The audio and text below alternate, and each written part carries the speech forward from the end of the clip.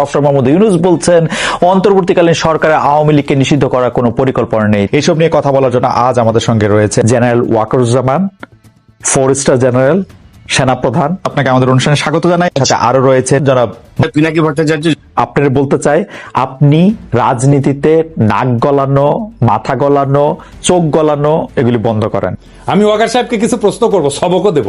আপনার যদি হ্যাডম থাকে ওয়াকার সাহেব, তাইলে অনুরোধ করব আমার সব প্রশ্নের উত্তর সংবাদ সম্মেলন করে দিবেন, নাইলে জাতি বুঝে নেবে জুলাই বিপ্লবের পর নতুন বাংলাদেশ বিনির্মাণে আপনার অবস্থান কি।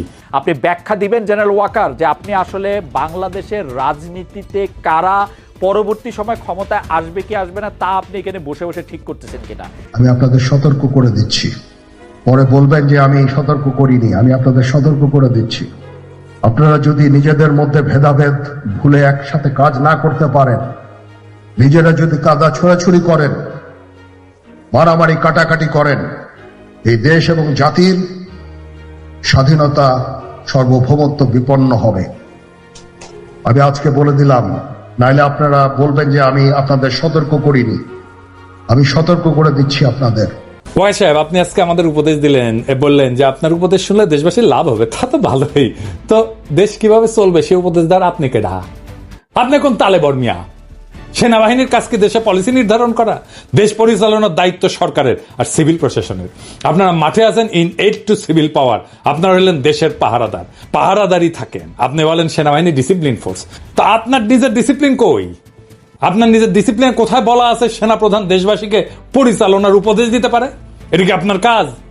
2 নাম্বার, আপনি যদি জনগণকে ভয় দেখান এই বলে যে ডিসিপ্লিন ফোর্সকে অন্য পথে পরিচালনা করবেন না, কি বুঝাইতে চাইলেন আপনি? ক্ষমতা দখল করবেন? দখল করে দেখেন, আপনার অবস্থা তো খালেদ মোশাররফের চাইতে খারাপ হবে। সেই ভবিষ্যৎবাণী ছাত্র জনতার পক্ষ থেকে কয়া দিলাম।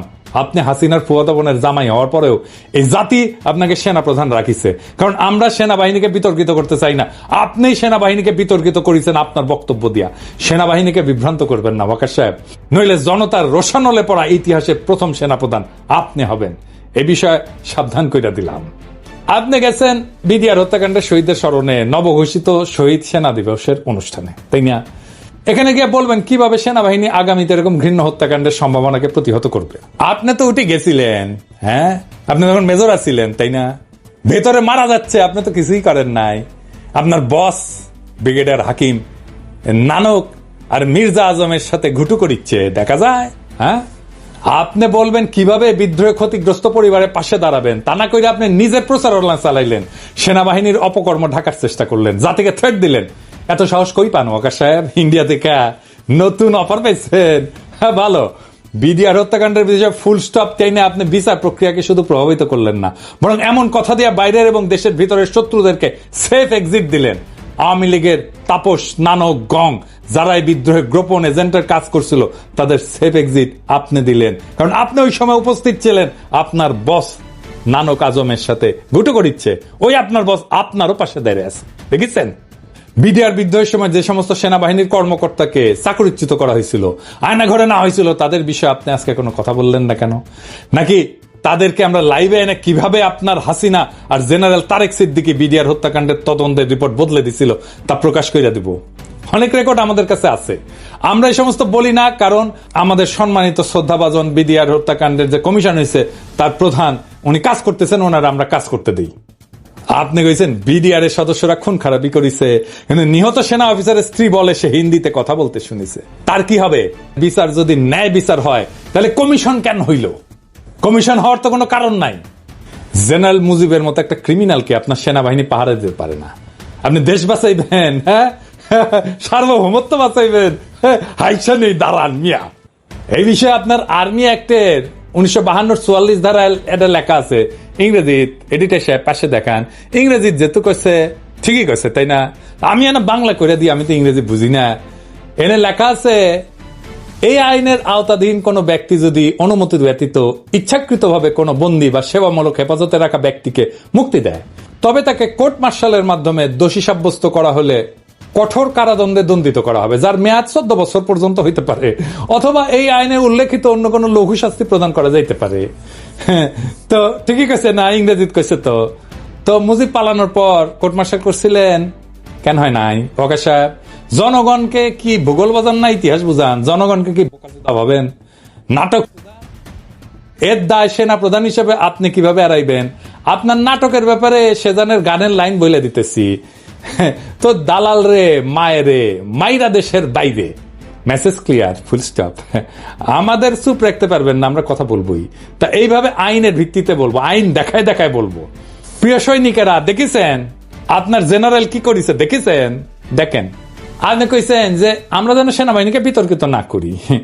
আমরা আপনাকে বলতেছি, আপনি ইন্ডিয়ার দালালি করার জন্য সেনাবাহিনীকে বিতর্কিত করেন না। আয়নাঘর পরিদর্শনে প্রধান উপদেষ্টারে কে বাধা দিছে? আপনি। গুম কমিশনের কাছে কে বাধা দিছে? আপনি। র্যাবের টিএফআই সেলে আন্তর্জাতিক অপরাধ ট্রাইব্যুনালের চিফ প্রসিকিউটরের পরিদর্শনের সময় টাইম বোমা পাওয়া গেছে। আপনার সেনাবাহিনী কখন ফেলতেছিল? এই সেলটা আপনাদের সেনাবাহিনীর লোকদের পরিচালনা করা হইতো, তাই না? হিসাব করে কথা কইবেন ওয়াকার সাহেব। আপনার সিল মারার টাইম এসে গেছে। আয়না ঘরের মতো যে সমস্ত টর্চার সেল আপনি সেনাবাহিনীতে রাখিছেন বা এদের মূল হাতাদের রক্ষায় আপনার যে ভূমিকা, সেই বিষয়ে আর্মি অ্যাক্টের 1952 ধারা 51-তে কি কওয়া আছে ইংরেজি? হ্যাঁ, কি কওয়া আছে? এডিটার সাহেব দেখান পাশে, ইংরেজি যেহেতু কইছে ওয়াকার সাহেব, ঠিকই কইছে, তাই না? তো আমরা তো আর ইংরেজি বুঝি না, আমরা না বাংলা কইরা দেখি। হ্যাঁ, কি কইছে? এই আইনের আওতাধীন কোনো ব্যক্তি যদি বৈধ কারণ ছাড়া কোনো ব্যক্তিকে গ্রেপ্তার, আটক রাখে, কিন্তু তাকে বিচারিক প্রক্রিয়ার সম্মুখীন না করে বা তার মামলাটি যথাযথ কর্তৃপক্ষের কাছে তদন্তের জন্য উপস্থাপন করতে ব্যর্থ হয়, তবে তাকে কোর্ট মার্শালের মাধ্যমে দোষী সাব্যস্ত করা হইলে কঠোর কারাদণ্ডে দণ্ডিত করা হবে, যার মেয়াদ 2 বছর পর্যন্ত হইতে পারে, অথবা এই আইনে উল্লেখিত অন্য কোনো লঘু শাস্তি প্রদান করা যেতে পারে। হ্যাঁ, সৈনিক ভাইরা, দেখেছেন? হ্যাঁ, দেখেছেন সেনা আইনে কি আছে? আপনাদের জেনারেলরা কি করেছে দেখেছেন? তো আকাশ সাহেব, কোর্ট মার্শাল কই? তা না কইরা আপনি কমিশনের কাছে বাধা দিচ্ছেন নাকি হুকুমের আসামি হিসেবে ফাইসে যাওয়ার ভয় দেখতেছেন? অনেক সুযোগ দিচ্ছি আপনারে। আপনি দেশের কাজ না কইরা হাসিনার, ইন্ডিয়ার আর আওয়ামী লীগের পুনর্বাসনের জন্য কাজ করতেছেন। তা আপনি তো ফিজিক্যালি আনফিট, আপনার হার্টে নাকি সমস্যা। তো কি সমস্যা? আপনি কিভাবে সেনা প্রধান হয়েছেন তা কি আমরা জানি না? স্বৈরাচারের আত্মীয় কোটায় আপনি সেনা প্রধান হয়েছেন, হাসিনার আত্মীয় কোটায়। আপনাদের নিরপেক্ষ ভোট দেওয়া স্বাস্থ্য পরীক্ষার আহ্বান জানাইতেছি। দেশের সার্বভৌমত্ব আপনার মতো দুর্বল হৃদয়ের ভারতবাদী সেনা প্রধান দেওয়া হবে না। ভয় আমরাও দেখাইতে পারি, ভয় আমাদের চিরজীবনই দেখাইছে। হ্যাঁ, ভয়ে ভয়ে ভয় জীবনটাই কেটে গেছে। ভয় হাসিনাও দেখাইছিল, ওই ভয় আমাদের দেখায় না। খাড়া হইয়া দাঁড়াইতে পারেন না, দুর্বল হাট, মোটা ভুড়ি, আবার ডর দেখান। হ্যাঁ, আসলে ডরাইছি। আপনি তো হাসিনারে তেলাইতে তেলাইতে জীবন নষ্টাগত। শহীদ সেনা দিবসের বক্তব্যে বললেন, আমার সাথে ডক্টর ইউনূসের কথা হয়েছে। তো মাননীয় প্রধান উপদেষ্টা কি আপনার খালু লাগে? শাশুড়িকে তো আম্মা দেখতেন। এখন সম্মানের এত অভাব কেন? সরকারকে মানতে ইচ্ছা করে না নাকি সরকার পছন্দ হয় নাই? আমাদের জনগণের আপনাকে পছন্দ ছিল না। প্রফেসর ইউনূসের কারণে আপনারা তো আমরা কিছু বলি নাই, কিন্তু আপনার স্বভাব তো আওয়ামী লীগের মতো। আসেন, আপনারা মিলিটারি একাডেমি শিখাইতে যেটা পারে নাই